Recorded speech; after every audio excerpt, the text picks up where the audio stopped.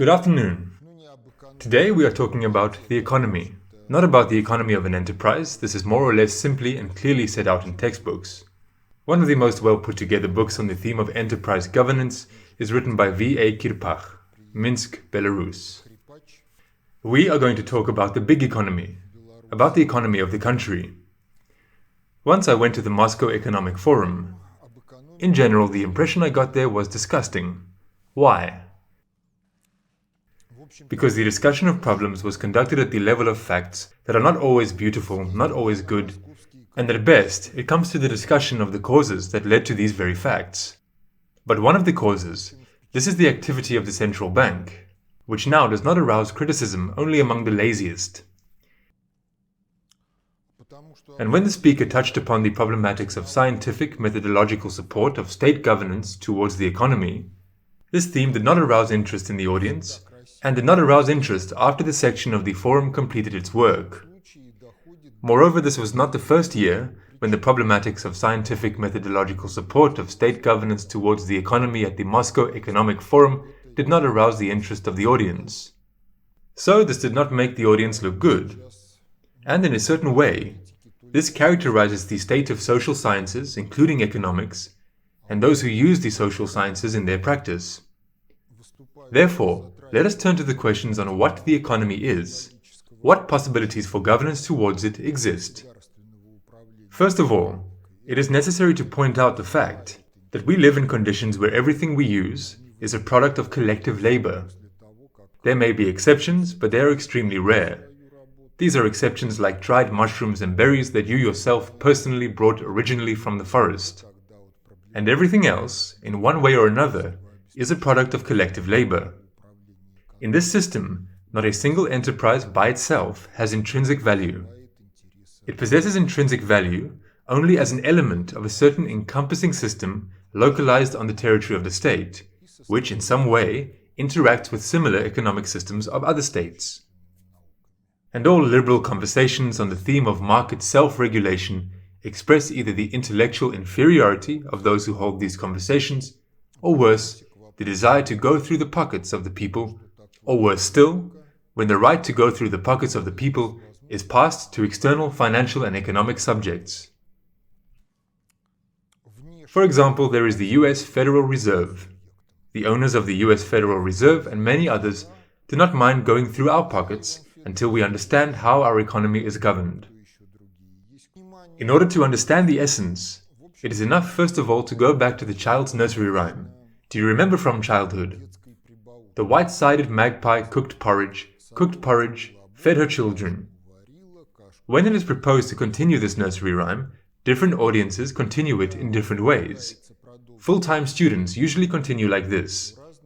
She gave some to one child, she gave some to another, but she didn't give any to her third one.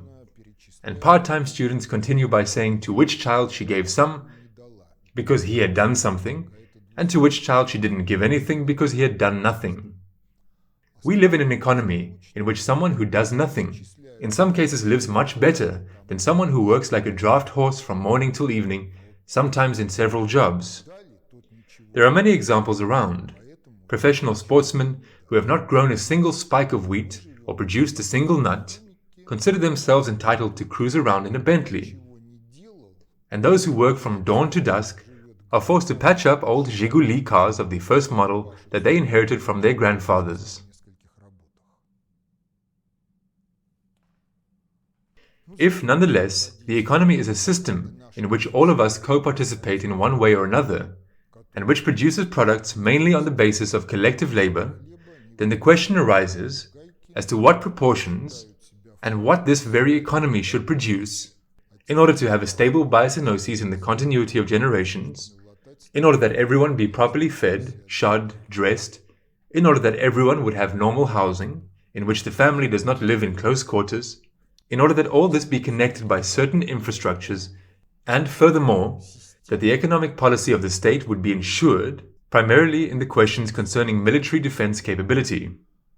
So how can one describe the economy then? How to model the development of the economy?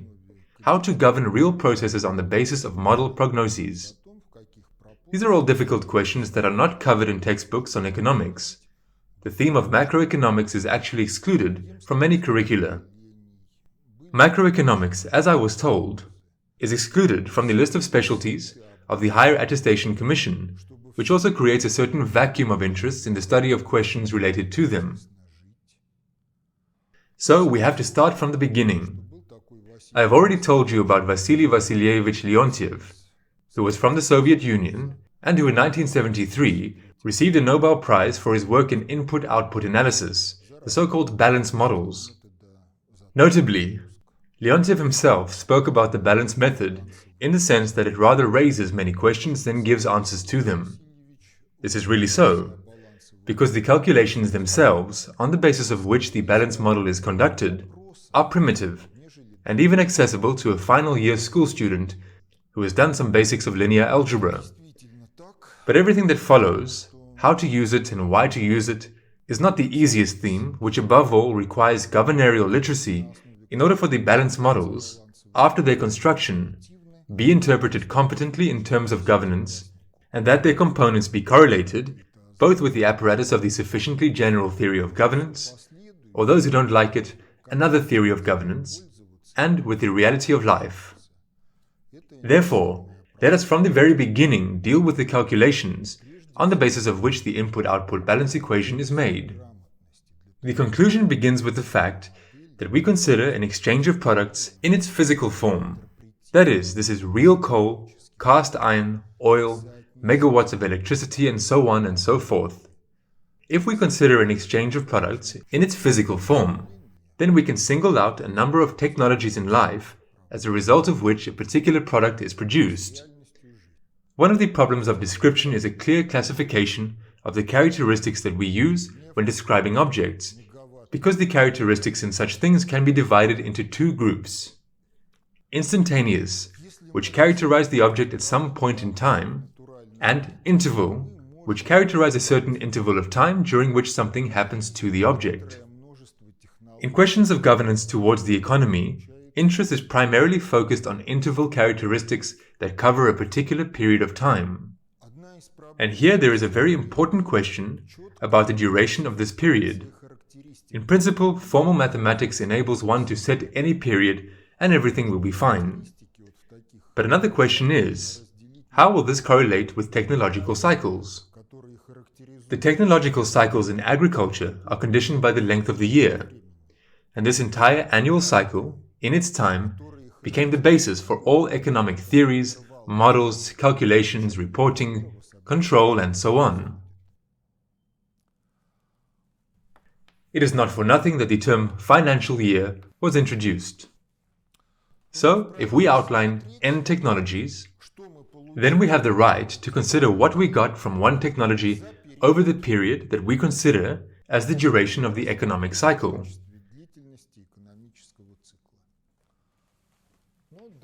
Let us say we received from this technology a volume of products like this.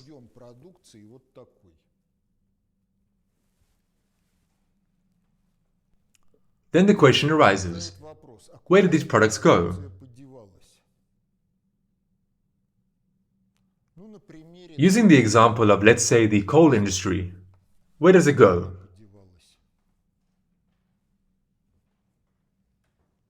Do metallurgists need coal? Yes, they do. Нужен. Значит, записываем.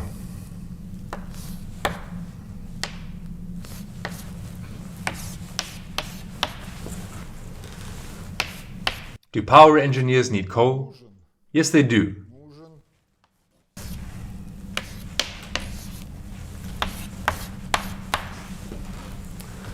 Ну и так далее. Coal is needed for chemists, heating systems, steam trains. Well, there is a certain amount of coal left with which the households in some regions heat their houses, heat their cooking furnaces to bake pies and do everything else. In this case, the following thing appears. Here everything is simple. This component is the production-consumption of the product, but this component is the final product. F stands for final. This is, in fact, that for the sake of which the whole economy is started, for the sake of which the production is conducted.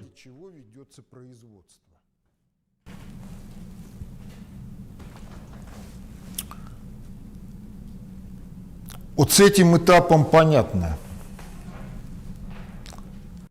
And so for each technology from 1 to n, as many as we identify in the national economic complex. Along with this, please note, when solving the input-output balance equation, we consider technologies that consume products in the physical form. That is, if you produce cement based on 2 technologies, then you will have 2 lines, but in the end it will be the same cement. Why?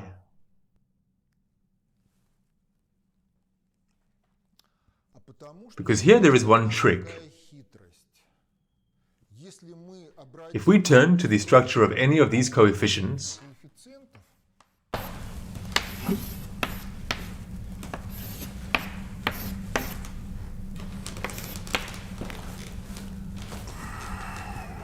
then the question arises, what are the volumes of supplies of our products of our sector to other sectors conditioned by? The volumes are conditioned by their production programs. That is, if you want to produce sausages, and if the market is able to accommodate 100,000 tons of sausages, and you can produce all these 100,000 tons, then the question arises, how much meat do you need? The answer is simple. What kind of sausages do we want to produce and what recipe?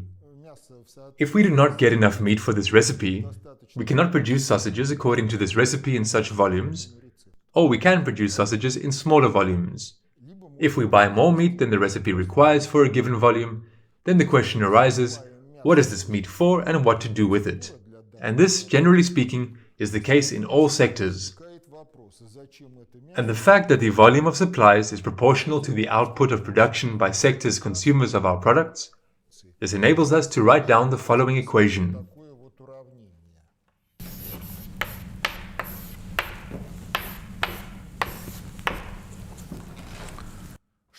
What happens here? The indices have changed for x's. If here the x'th index corresponds to the sector producer, then here the xjth index corresponds to the sector consumer of our products. In the first part of the equation, there was alpha ith jth. If summed up according to j,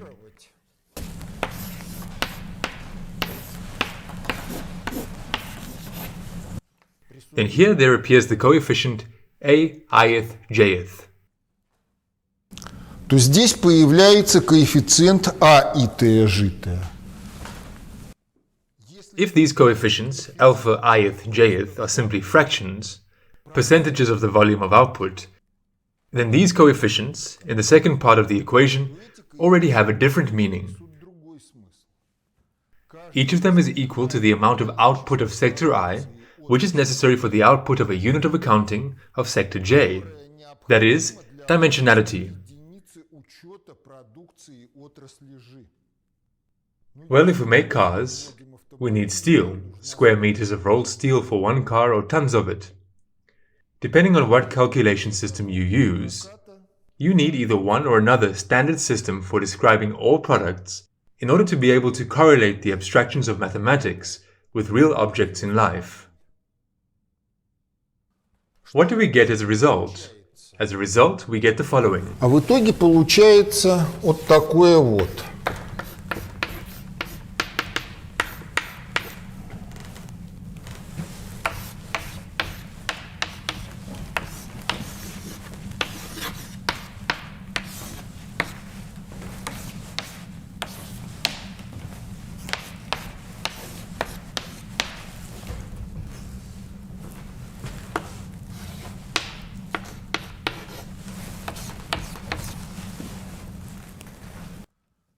So, this is an ordinary system of linear equations. Instead of all this variety, which should actually be understood on the basis of the high school math course, one can write another equation. Писать другое.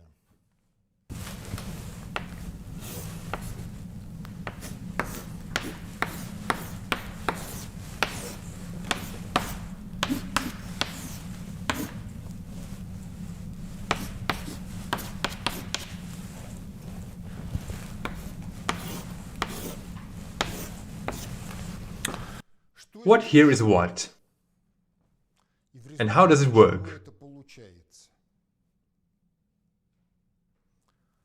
Ну вот если от If this sum is moved to the left side, ввести в левую часть, а потом and then the corresponding x's are factored out and go to matrix calculus, перейти к матричному we will get a diagonal matrix, единичная диагональ that is, a matrix on the main diagonal of which the ones are higher. на главной диагонали которой единички выше ниже нули. Below there are zeros and minus matrix A, Собраны все in which all these direct cost coefficients are gathered.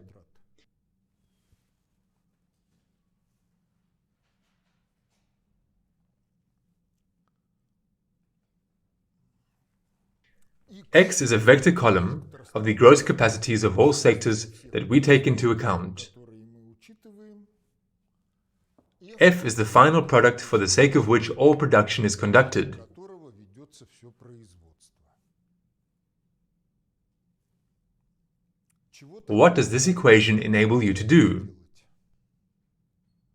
If you somehow found out what the vector f should be, that is, how much bread, slippers, boots, and so on, is necessary, then this equation will tell you what gross capacities the economy must have in order to guaranteedly cover all of this. и так далее, то это уравнение What kind of troubles of a purely governorial character are seen here? должна обладать In fact, the first question is of course how to define f. все это покрыть. The second question, what is the dimensionality of matrix A with such a strictly technological approach? It is, to put it mildly, large. Потому что Because if you simply look at cars, then several cars of different colors, this, A, is the number of lines by the number of colors in the production nomenclature. вот этим That is, in reality, this equation is practically impossible to use when products are accounted for in the physical form of accounting. But the physical form in which this equation is done, it enables one to understand, to imagine figuratively in one's own psyche, what is connected in the economy and how. что и как связано в экономике.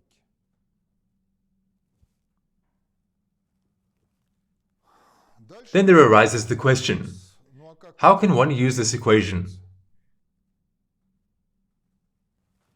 The answer to this question is actually simple. тексты и масс, It is necessary to move to the cost form of accounting. которые In order to move to the cost form of accounting, in these equations, which I am erasing, all the volumes of production, of consumption, must be multiplied by the price of the corresponding products. And in the end, we get an equation structurally analogous to this, only there will be other dimensionalities. этому только будут иные размерности. Здесь Here, X, there will be volumes of outputs of sectors in monetary terms, that is, millions and billions of rubles, dollars, or something else, in which we do accounting. миллиарды рублей, долларов или еще чего-то, в чем мы ведем учет. А And здесь here, A, количество there will be a number of rubles that you have to spend on the purchases of products of a certain sector in order for your sector to produce products for 1 ruble. выпустило продукции на 1 рубль. Но при But in principle, the structure of the task mathematically does not change in any way. меняется. But there is one more interesting thing. И на ней If we draw a chronological axis and demonstrate on its cycles, delta t, kt, and here, on the other axis, we demonstrate the dynamics of technological updating, that is, at a certain point in time, delta t1, we identify a certain quantity of technologies that enables us to produce certain products. технологий продукты. And then we look at how obsolete technologies are displaced. Происходит вытеснение устаревших It can happen like this. It can happen like that.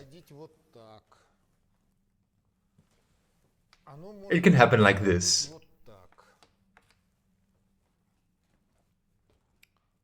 If the updating of technologies, in the sense of displacement, occurs rather slowly in relation to our unit of measurement of time, then the production cycles within all this we can consider as technologically homogeneous. And if we can consider them as technologically homogeneous, then we can use the following instrument of abstract mathematics, the aggregation of linear equations in systems of linear equations.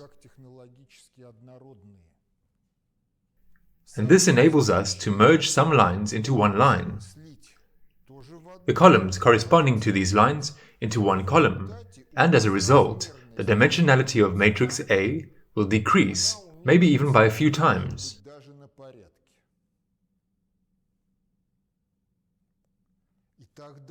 And then, in the cost form of accounting, we find ourselves in conditions where we can use the following equation to model any process in the economy until the technological updating of the economy takes place, and all the old technologies that we have combined are gone, as a result of which the structure at the level of technology will change again. But after it changes, we can again carry out the aggregation and get the financially expressed equations of the input-output balance. Aggregation algorithms exist and they are used. But then the question arises of how to govern, what to govern here. If we go into more detail, into the structure of vector f, then there really exists f of household consumption plus f of investment products plus f of state consumption, tanks, airplanes, etc., and plus f of export-import balance, the structure of which repeats these three terms here. Export with a plus sign, import with a minus sign. In this whole system, in the aspect of governance, it is this component that is of interest, or F investment.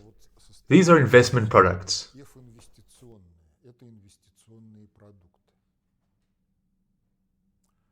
These are the means of production that were produced by us in the production cycle that we defined, but they did not come into effect in that cycle. They will give return on production in subsequent production cycles. And again there begins one interesting thing, which shows the interconnections of the instantaneous and interval characteristics of the economy. As for the instantaneous characteristics, they are unchangeable. But as for the interval characteristics of the economy, the situation is such that depending on the duration of the production cycle you have chosen, some part of the F of investment will flow into the coefficients of direct costs. For example, you are considering an energy system for a duration of 1 year. It is impossible to build a powerful power plant within 1 year, and accordingly, the structure of your matrix A is such that energy production is connected with the consumption of some consumables by all power plants that have already been built. If a new power plant is being built, then this plant is not taken into account in any way. But if you consider an energy system for a cycle of 10 years, and within 5 years you build a new power plant, then this plant ceases to be an investment product for you. It becomes production consumption of something in the production cycle of your chosen duration. This is related to the theme on how mathematical abstractions are interconnected, which in essence are unchangeable. The structure of the task does not change, but changes in the duration of the cycle lead to such results. Here is one more thing. You have to remain within the interval of a more or less technologically unchangeable structure of the economy, because a significant updating of the economy completely changes your matrix A in the physical form of accounting, changes the entire system of economic connections and descriptions by it in matrix A. Let's take a look at the aviation sector. What did it start with? Let's turn to the beginning of the century. What are the first planes made of? Wood, rags, and varnish, which gives the rags a smooth surface. There is a little bit of iron in the airframe and a very iron engine. 20 years pass. What happens with aviation? The plane ceases to be a flying étagère. It is already an aerodynamic plane. And in addition to rags and wood, the aviation sector is becoming a consumer of all kinds of high-tech processed wood, plywood and the like. Another 10 years pass. Wood in the airframe of the aircraft is replaced by aluminium alloys, and accordingly, the aviation sector does not require wood, rags, to the extent that they were required at the dawn of aviation. So more time passes. The aviation sector no longer requires aluminium because the speeds are so high and the heating of the aircraft at these speeds is so high that special alloys are needed. Then it turns out that the airplane of the new generation is not able to fly under man's control, because the performance speed of the Psyche is not sufficient, and the aviation sector becomes a consumer of electronics of all kinds of high-tech products. Well, each step of this kind is a change in the structure of the needs of the aviation sector. If there is a technological updating of the entire national economic complex, then you must also monitor the stages of this. But nevertheless, there is a certain nomenclature of vector F which remains more or less unchanged throughout history. Do we need to eat? Nourishment is conditioned by biology, and healthy nourishment is about the same today as it was 10,000 years ago. Another thing is that the possibilities of the economy have changed. Clothing, housing, transport infrastructure, all of this is conditioned partly by technology, partly by man's needs. Therefore, in fact, it is possible to single out a historically stable nomenclature of needs, which provide a more or less historically stable structure of a mathematical task. But with that, it should be borne in mind that in each technological revolution, the content of your matrix A will change, both in a technologically expressed form and in a financially expressed form. The structure will change. Well, if we switch to financial accounting of products, what then? Then there appears the following table. Something like this for now.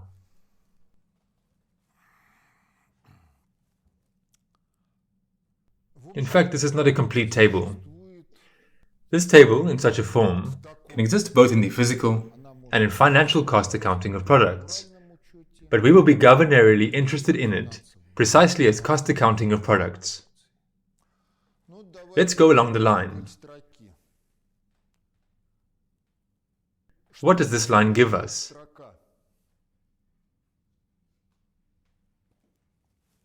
If this is the supply of products by our sector to all other sectors, then we give the goods, they give us money. Accordingly, the analysis of this table along the lines gives the structure of the income of every sector. There is nothing difficult here. And if we go along the column, vertically, then we sort through the entire nomenclature of sectors, but we already act, not as a supplier of products, but as a consumer of products of other sectors for the needs of our own production.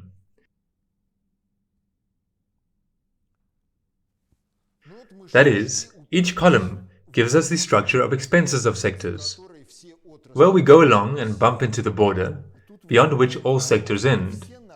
The question arises, are these all our expenses or not? These are not all expenses. Therefore, another line appears here.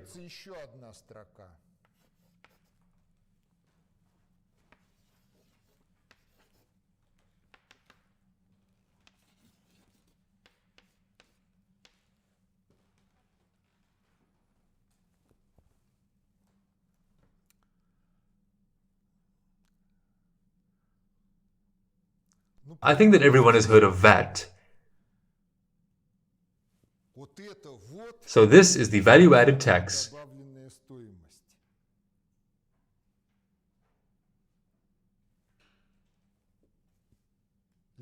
Or otherwise it is called factor costs.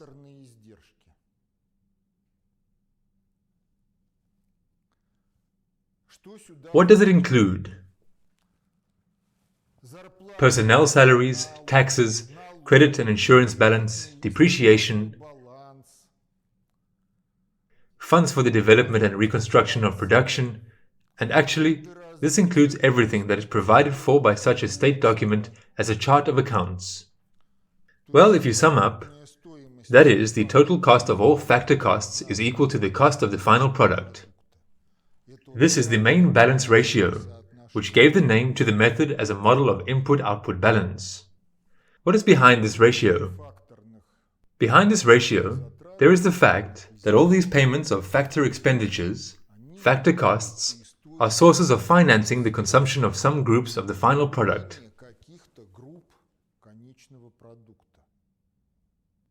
For some reason, many do not understand this circumstance.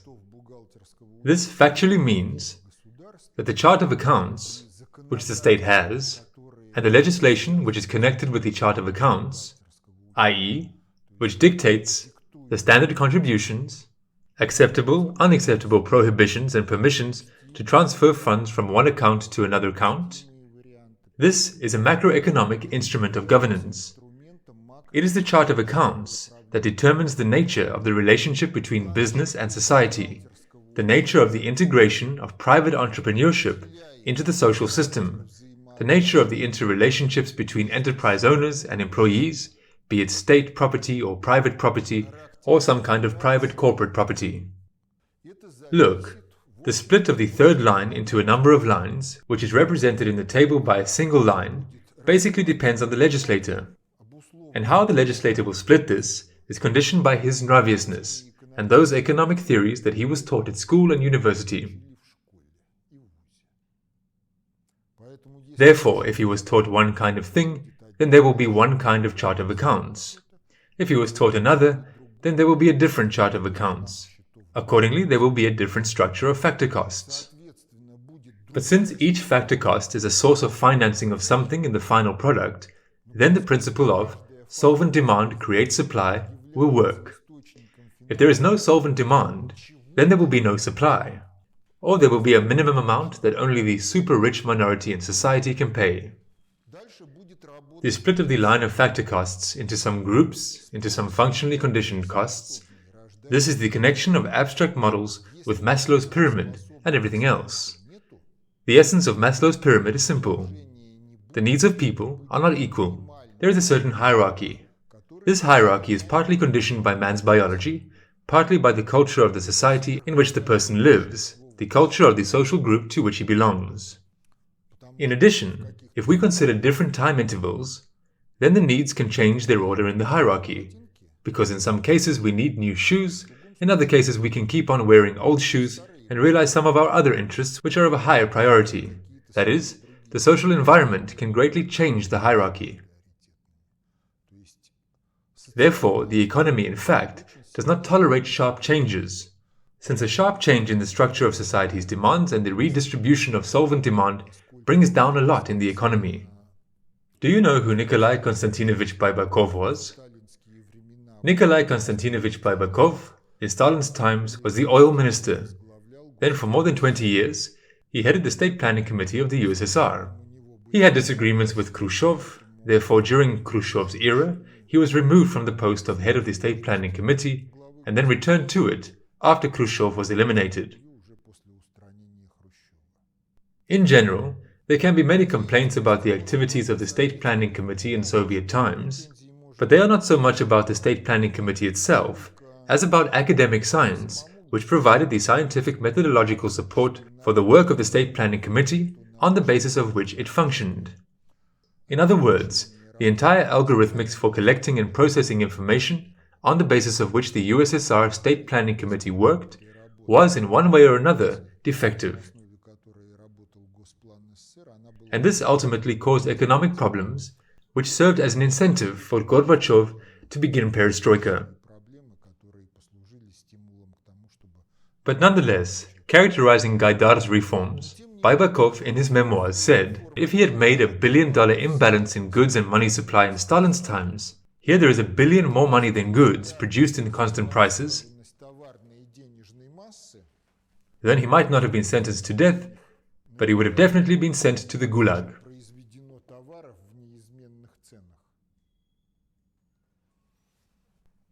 You see, the economy is not characterized by epithets market and planned. It is characterized by statistics of production and consumption. And if we correlate what really was in Soviet times with what the reformers did in the 1990s, then in fact this is subversion. Because for the bulk of the country's populations, many questions became simply unsolvable. Because if one asks an audience the question, how many times during your life have your parents improved their housing conditions, and what perspectives do you personally have? Then the audience will come up with despondency. Because from the 1950s to 1991, their parents improved their housing conditions 3 to 4 times. And now, if we compare the salary of the one who just now graduated, the cost of mortgages and the cost of housing, then in most cases, the people do not come up with any joyful emotions.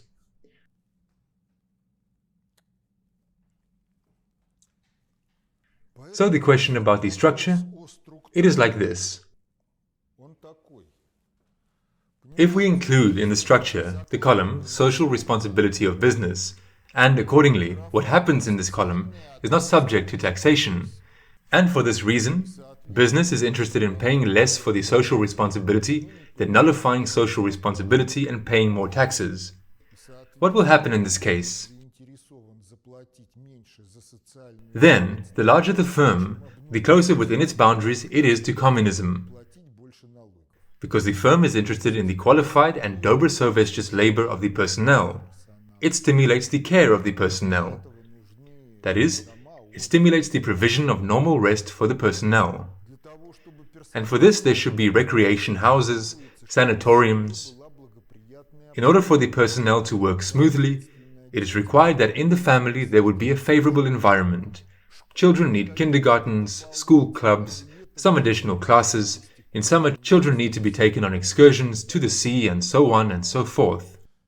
If we eliminate the column social responsibilities of business, then all this is not necessary. And we can sharply reduce the cost of our products and push them to the external market. But after the column social responsibility of business disappears, personnel is one of the economic resources, the expenditures on which should be minimized. Therefore, minimum wage leads to a reduction in purchasing power in household consumption. Now economists say that the decline in consumption by the population is to blame for the stagnation of the economy in Russia. And who ensured the rise in prices against the background of a lag in the nominal income of the population? Inevitably, there will be a reduction in solvent demand. Well, if demand is decreasing, then there is no point in producing something. And then, along the chain of economic connections between the sectors, there is a wave of absence of demand in products going through all sectors all over the entire national economic complex. What is the result? The result is that there are several sectors that work for export and transit. The rest of the population is an economic burden that must be fed so that it does not riot. This is to the question of what happens here, and how to set this here. What happens if you liquidate such a column, funds for the reconstruction and development of enterprises, individual funds from which research and development work is funded, or certain corporate funds? In this case, you automatically program the scientific technological lag of your economy behind the competitors' economies. Because genius ideas in themselves are of course good, but in order for them to manifest themselves in the final product, they need to go along this chain. To create new technological equipment, to create new designs based on the latest achievements of science and technology, to carry out a whole bunch of experimental work, not all of which end in success. These are certain costs. If they are not included here, as normal, functionally necessary costs, then they are subject to taxation. And taxation of investments is already idiocy. Nevertheless, this idiocy takes place.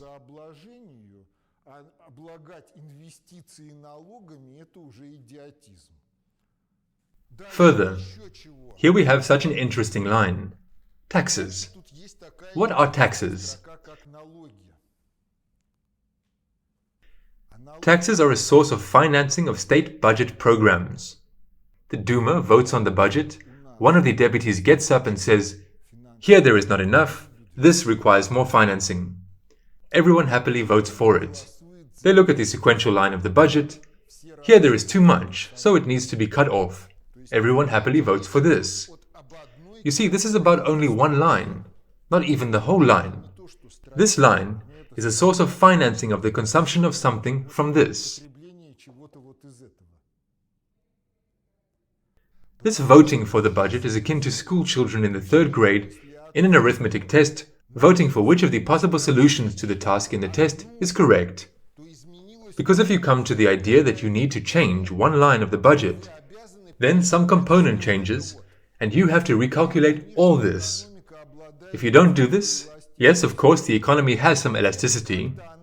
It will compensate in something, it will reduce something, it will expand something, and everything will be more or less good. But there are limits, and if you find yourself beyond these limits, there will be an economic catastrophe. Нам потребовалось циклов 7-8, чтобы хоть как-то уравновесить. И в конце каждого года у нас было голосование, кому сколько надо там выделить финансовых средств, сколько надо изменить там. То есть мы еще себе делали поблажку в том, что мы изменяли эту структуру потребления, в каких-то пределах. Сколько каждый из отраслей потребляет от всех остальных отраслей.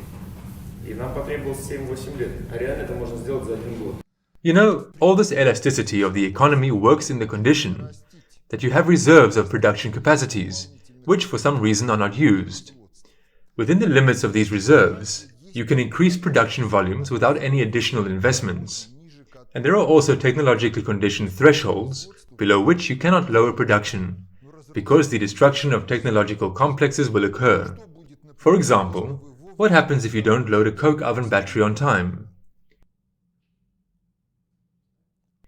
It will cool down and break, and you will have to build this coke oven battery from scratch. So, in many sectors, there is a technologically conditioned minimum. If you lower production below it, this is accompanied by the destruction of production capacities. It turns out that in order not to destroy the production capacities that you will need in 5 years, it may be cheaper to use them, pay somehow for their functioning, look for some sales markets for their products outside of your own one. So if you stop these capacities completely, then firstly the technological base will collapse, qualified personnel will disband. And it is impossible to put qualified personnel together in 1 second. Because in 5 years, these people will be engaged in other things. They are unlikely to want to return. Creating a new collective from scratch is another theme for discussion. So it turns out that the economy requires a very careful treatment. It does not allow any strong, sharp moves. Because for every sharp move, it can come back, if not with a catastrophe, then with significant damage. Further on, the question arises about the nature of money. What is it, and how can one use it?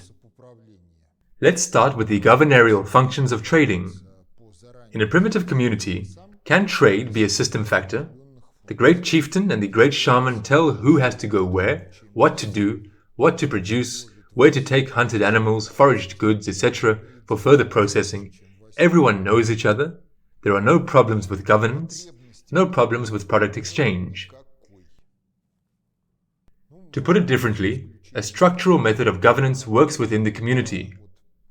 Information is transmitted towards already known addresses, carriers of certain functions. If Vasya catches fish better than Petya, then Vasya catches fish. Then Petya does what he can do better than Vasya and others. There is no need in trade.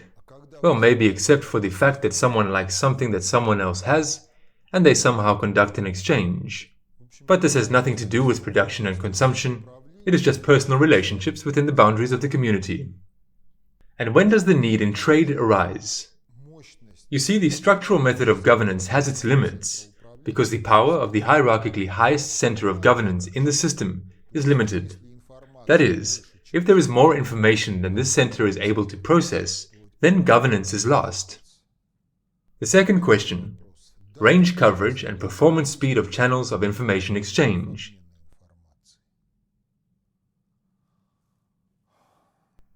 One historical source says that the people of Kamchatka learned about Napoleon's attack on Russia after the war ended. That is, The following principle works. God is too high from here and the Tsar is too far to here. Governance on the basis of directive addressing spread of information in a structural way is impossible. Every time, for one reason or another, the structural method of governance loses its quality, or in essence, loses its functional operability, and there is a need for a certain coordination. In such a case, trade appears in the economy. The first condition is the impossibility of governing the product exchange in a structural way, that is, in a directive addressing method from one center. As soon as the primitive community exceeded, in the sense of its number, a certain limit that provided such governance, the community split into two communities, and each one began to create its own economic complex. That is, in order for trade to arise, at least two communities are required. Within the community there is a structural method of governance towards the product exchange. Outside the community, there is a structureless method of governance towards the product exchange, and this is trade. In order for trade to exist, aside from the crisis of structural governance, it is also required that the production spectra of different potential traders be different. Because if these or those traders produce the same thing, the quality of this is approximately the same, then there is no point in exchanging one for the other. It is required that the quality be different, or that some produce what others do not. But again, if you go back to that primitive era, then the appearance at the market with a dollar or a ruble would not have aroused the enthusiasm of potential sellers, because from their point of view, this would have been something that would have been practically impossible to use. And what could be used in practice? In practice, one could use grain, livestock, furs, handicrafts, and so on. What comes next? Since the production capacity was insufficient, trading could not be done on a daily basis. Trade was conditioned by the cyclics of the weather seasons. Agriculture and hunting were the main activities. Therefore, trade was possible when the technological cycle of these sectors allowed for the allocation of free time in order to make an exchange. Marketplaces arose, at which, at a certain time, everyone who was able to make their way there came with their goods in order to exchange them for something else. If we turn to the works of ethnographers, we will see that they found the following processes in the late 19th, early 20th centuries in relict cultures of Africa, South America. The performance speed of the system is low. First, trade fairs are periodical, not daily. If you are late for the fair today, then wait 6 months or a year or maybe longer. That is, the damage is immediate. Second, you arrive at the fair, you want something, and the owner of this something does not want what you have to offer him. What to do?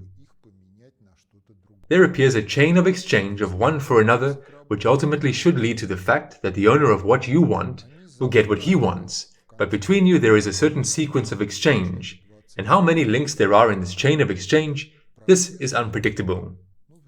Well, in the performance speed of the system, it is always rare when it is not included in the evaluation of the quality of governance towards this system. Therefore, this system, to put it mildly, is not very good. But if you observe the whole plurality of exchanges, then you can single out a small group of goods that are the most conveniently exchangeable.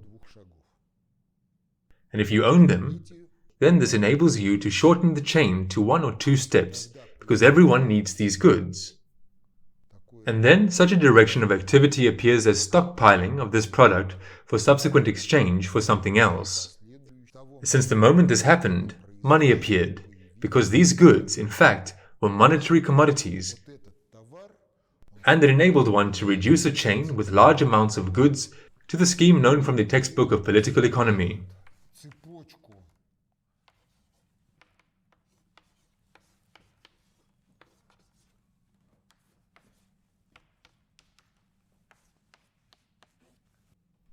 The performance speed increases dramatically. If you do not try to remember what is written in a textbook of economic theory about money, then here, monetary commodities act as what can be called the invariant of the price current. A price current invariant is a product that has a certain usefulness, aside from the fact that it participates in the scheme of product exchange as money. The prices of all other goods are measured by its quantity. The price of the invariant of the price current is always 1, because it also measures itself, and it is 1. Further, do you remember the history of the ancient world? Hammurabi was the king of Babylon, the first code of laws. In the history of the current civilization, according to the official version of history, this is Babylon, the Hammurabi Code. There are several interesting articles in the Code of Hammurabi. Payments in grain and payments in silver are recognized. What is behind this? Behind this there are two simple things. Well, everything is clear with silver. Relatively small volumes cost a lot. Silver hardly oxidizes. It is easily transported and is a concentrator of value. In other words, if you are going somewhere far away, then it is easier to take a few bars of silver with you than to carry several carts of grain. And what did grain have to do with it? Grain was not only food, grain was an energy carrier. Because in the absence of man-made energy, the strength of the economy was determined by how many workers you could feed and how many draft animals you could feed. That is, the law of conservation of energy in technological logistic processes manifested itself in the fact that grain was recognized as a means of payment. And this is, in fact, the main question that financiers poorly understand. What comes next? In history, there was a parallel existence of two invariants of the price current. Moreover, the precious metal invariant displaced and substituted the energy one, at that time grain. Precious metals and semi-precious metals became the main means of payment. Then a triad stood out, copper, silver, gold. Then copper faded into the background as a structural material. Then silver, gold disappeared. And in the end, everything began to rest on gold. Gold became the main money metal.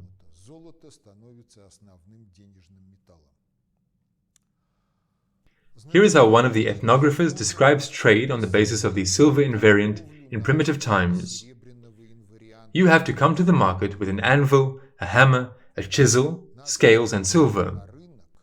After you have bargained, you need to take a piece of silver, chop off a piece of it on the anvil, a piece corresponding to the volume of the purchases. Then an interesting point comes. The seller may doubt the quality and quantity of your silver.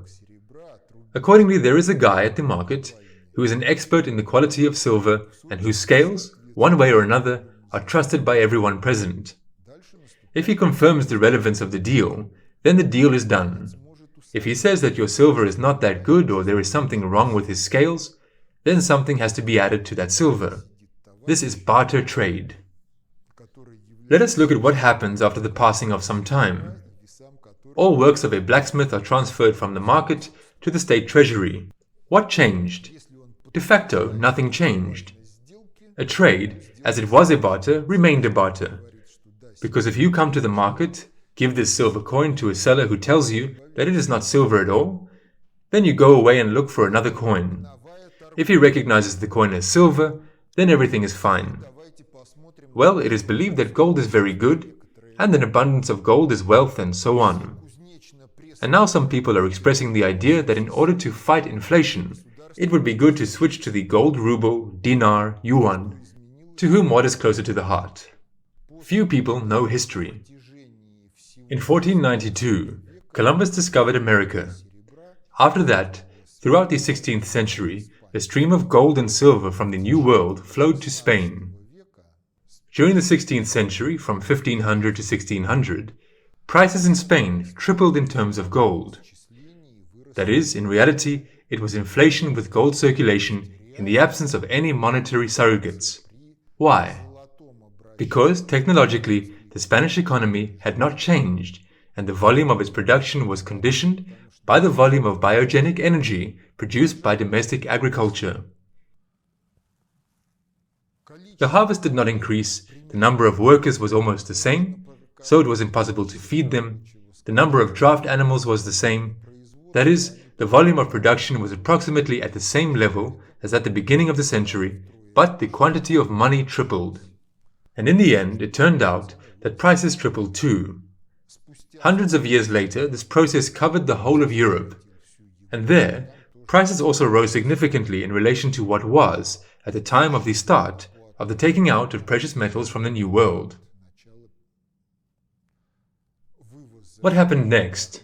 The coins were heavy, the volumes of deals were growing, it was inconvenient, so credit money appeared. And credit money appeared on the basis of the principle, yes, it is a piece of paper, but at any time you can exchange this piece of paper, exchange it for the corresponding precious metals according to the current exchange rate. And there began a parallel circulation of metallic money and bills. What is more, promissory notes were added to this, and everything factually worked fine until some came up with the idea that they had to print more money so that their economy would flourish. They printed more money, but the energy potential of the economy and technology remained the same. The production volumes were about the same. As a result, more money, higher prices, they got inflation. Moreover, historically real inflation based on gold circulation appeared for the first time earlier than inflation based on paper money circulation. History developed. Paper money and entries on current accounts became the main means of payment. Gold was expelled from the retail trade forever. During the years of the Great Depression, the American government offered the US citizens to give away all their gold, and that was the end of the era of gold circulation. Between states, the gold circulation continued on the basis of the gold standard until 1971, when the United States abandoned the gold backing of the dollar.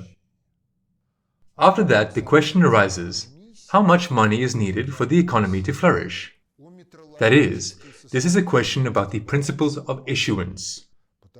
The question on principles of issuance is a question on the metrological consistency of balance models, since there is no sense in all the numbers that go into balance models if you cannot correlate them with reality.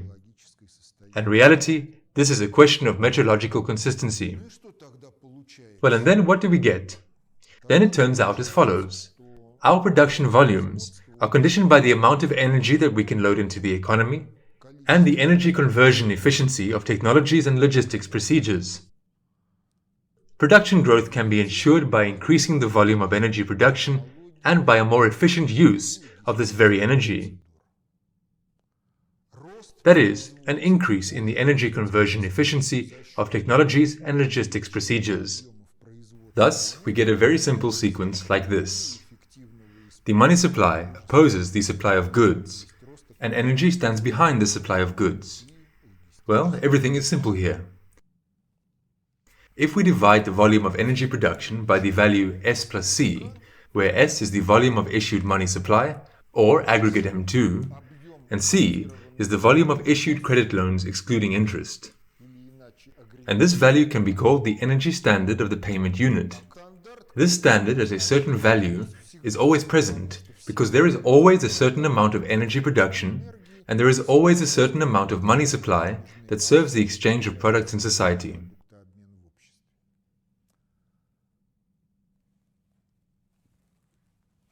What are the requirements for issuance politics?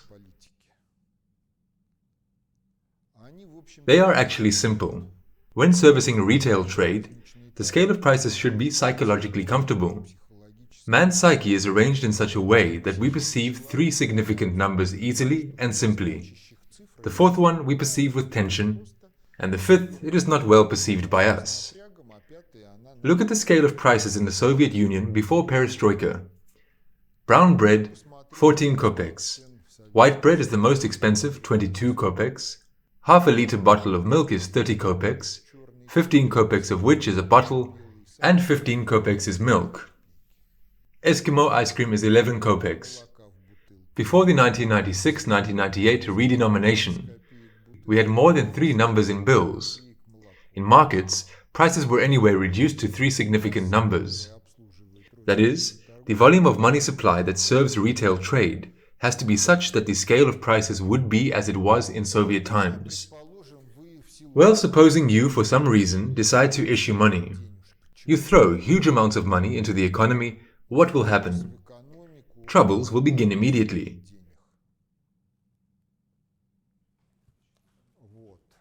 Because this characterizes a certain interval of the economy's functioning.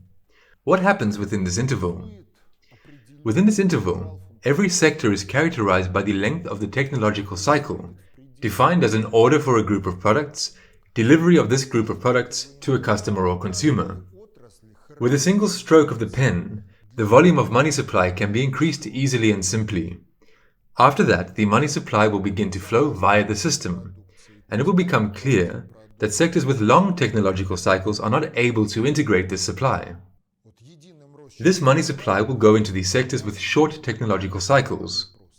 And where is the shortest technological cycle in our country?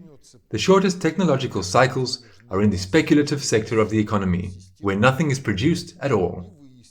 If there is such an inflow of money supply, then you are destroying the real sector and inflating the speculative sector of the economy, which in principle does nothing useful, but only parasitizes.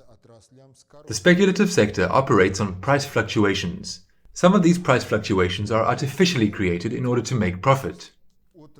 If technological sectors with long production cycles lose their purchasing power, then disproportionalities arise in the entire system between the purchasing power of the working capital of the sectors and the production capacities of the same sectors in their physical form of accounting.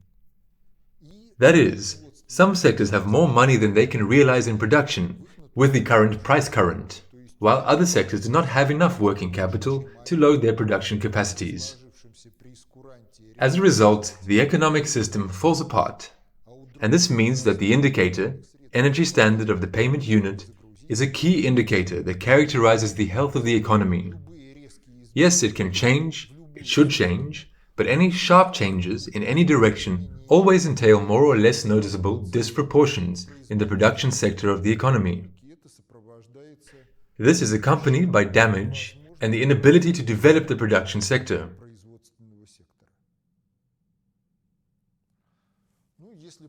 Well, if you look at what the central bank has been doing throughout its entire existence, then it has been doing exactly this. It inadmissibly plays with the money supply either by printing too much or by not putting money into circulation when prices rise.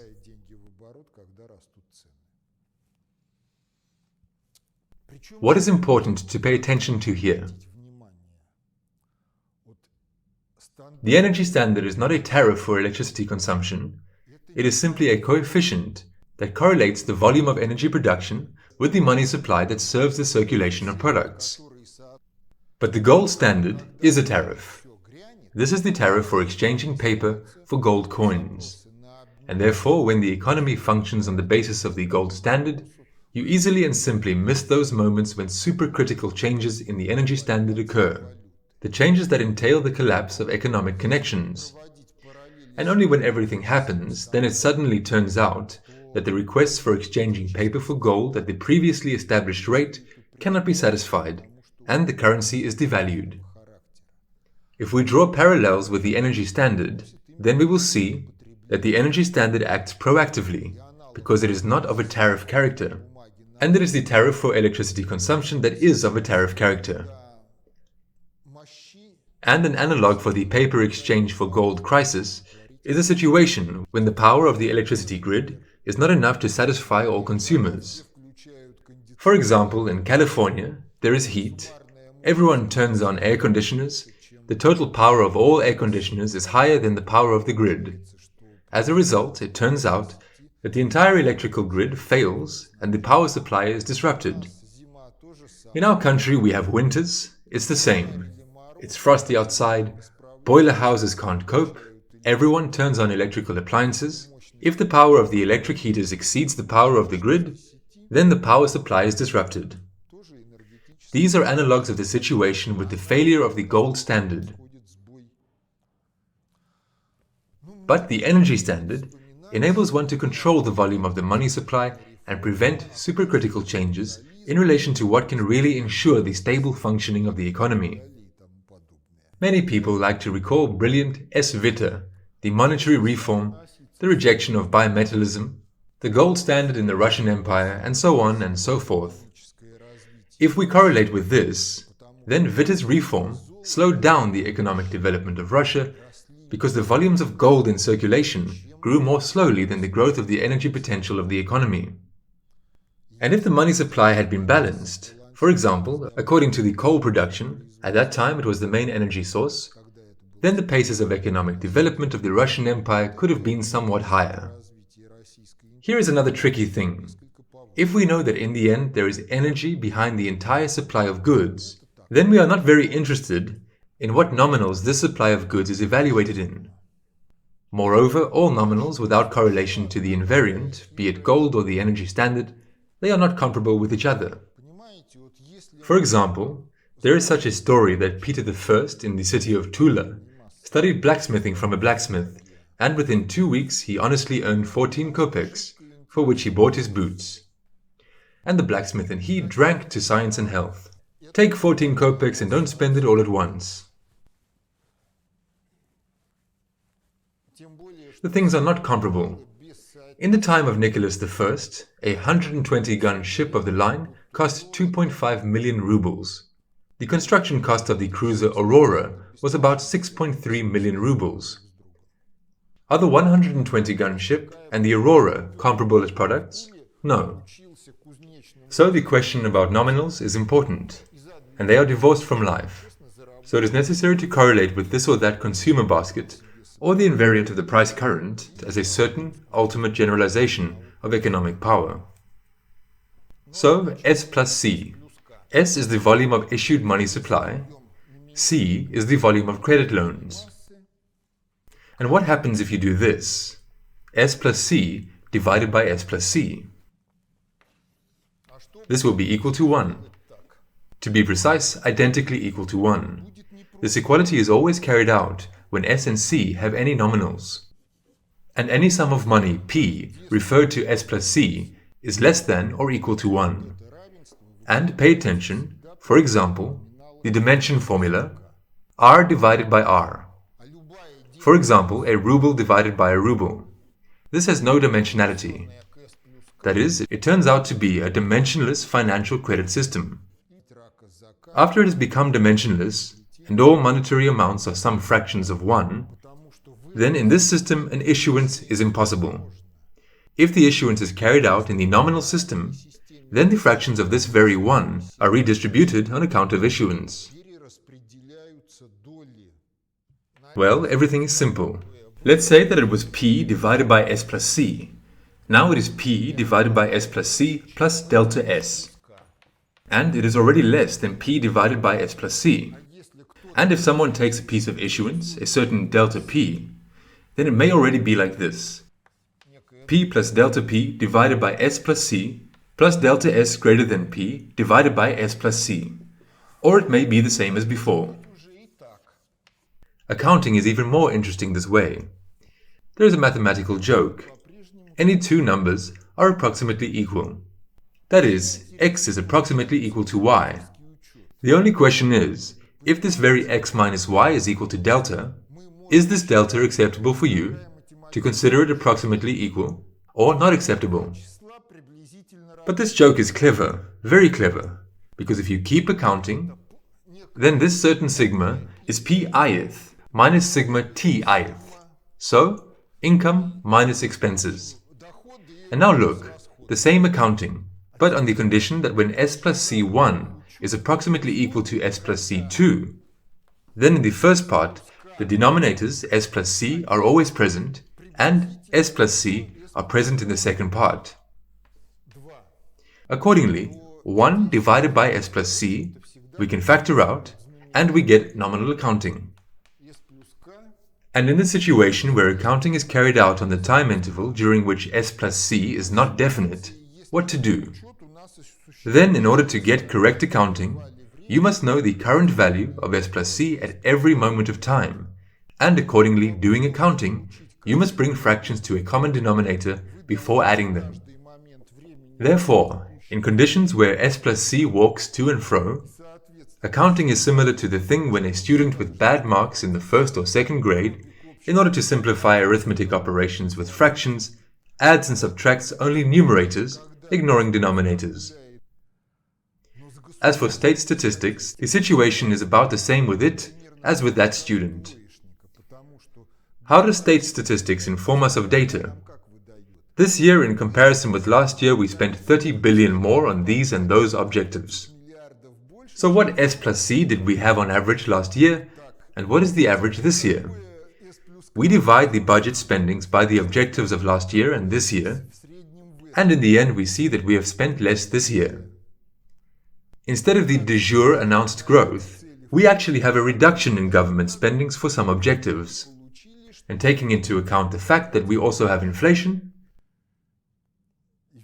so it turns out that if you want to use balanced models, then the energy standard is mandatory, and all long-term calculations are carried out in the dimensionless on the basis of S+C financial credit system and are correlated with the energy standard of the economy.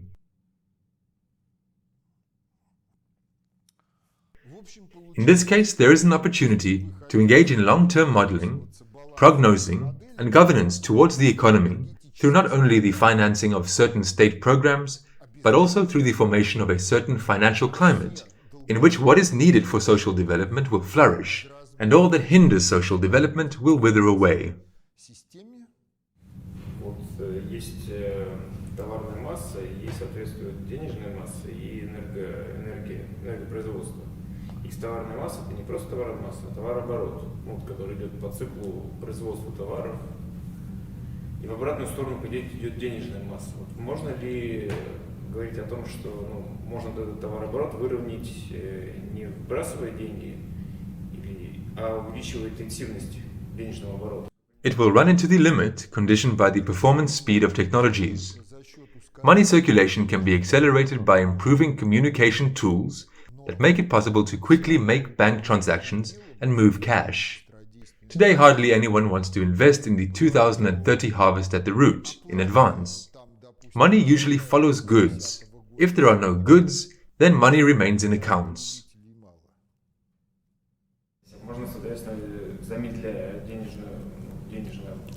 Yes, in Soviet times, there were standards for bank transfers from one account to another. If these standards were violated, then the recipients of payments would experience a shortage of working capital over time, because the payer has transferred the money, but the money has not yet arrived at the recipient's account, and until it arrives, this money can be used for other operations. The question of payment discipline is also one of the related questions. Speaking of the economy and processes in it, if you do not understand what input-output balances are, what in them is connected with the real economy and how, then you have no moral right to talk about the economy. Moreover, speaking of what we were discussing, today the most primitive balance models were shown, which are not suitable for the real modeling of the economy on their basis, but which only enable us to understand that everything in the economy is really very connected, and if you do something with something else, then you have to think about how it will affect all the rest. In order to model and see how this will affect everything else, well, except for balanced ones, there are no other models which would be based on primary information, which is traced from the economy as such. Because all other models are based on production functions, something else, they are built on the basis of secondary information that has undergone algorithmic processing. And those models are far from being metrologically consistent. For example, Keynesian economics is metrologically inconsistent because it is based on two evaluations, labor and capital. Both are calculated in terms of nominal monetary amounts. Therefore, while S+C is more or less slow, until there is a technological renewal of the economy, it is possible that something can be functionally operable. Until we are able to collect at the pace of real time all information about production, distribution and consumption, failure, renewal of needs based on a computer system, we will be forced to use balanced models in the cost form of accounting. In the cost form of accounting, the main question is the nomenclature of the sectors and non-formalizable intersectoral connections. Because in addition to formalizable connections which are reflected through the coefficients of direct costs, there are also non-formalizable connections. Here is one example. In the old days, Nikita Sergeyevich Khrushchev forbade peasants to have livestock, but many villages were located along the railways. And along the railways there is such a thing as the right-of-way. And so the right-of-way of the railways was mowed by the villagers, since these were the resources for making hay for their cows. As soon as the cows were gone, the need for haymaking disappeared. As soon as the need for haymaking disappeared, the right-of-way began to be covered with all kinds of shrubs. Well, if the right-of-way is covered with all kinds of shrubs, and if there is, for example, a railway accident, then it is almost impossible to provide assistance.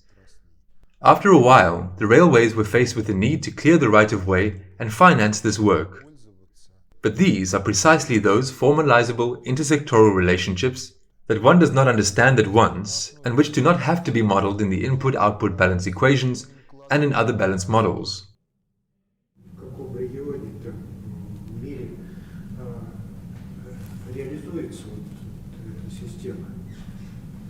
Actually, it is not implemented anywhere in a social-oriented form. In the USSR, they tried to implement it, but there were no governorially competent interpretations of the balance models. Concerns, transnational corporations have to calculate the connections between their divisions. The governments also have to build balance models in order to correct tax legislation as soon as this measure arises, and watch what is happening in the economy. What is happening in our economy is not even a debatable question. If people really, throughout their adult life, work in the sphere of state finance, economy and everything else that is connected with this, and they are really interested in the development of the country, then they should not do what they have been doing for the last 20 years.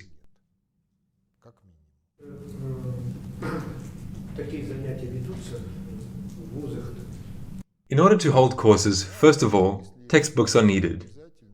If we open our textbooks of economic theory, for the most part, this is a collection of liberal nonsense on the theme that the market will regulate everything by itself. It will not regulate anything, because there is Maslow's pyramid, which structures solvent demand in an anti-social way that impedes social development. There is much more, not to mention the fact that the textbooks of economic theory in some cases present deliberate lies or nonsense as truth. You need to think for yourself. Everything was described in the materials of the conception of social safety back in the 1990s. We made a short course. Some of its provisions were reported at the 1995 Kondratiev readings. No one uses it.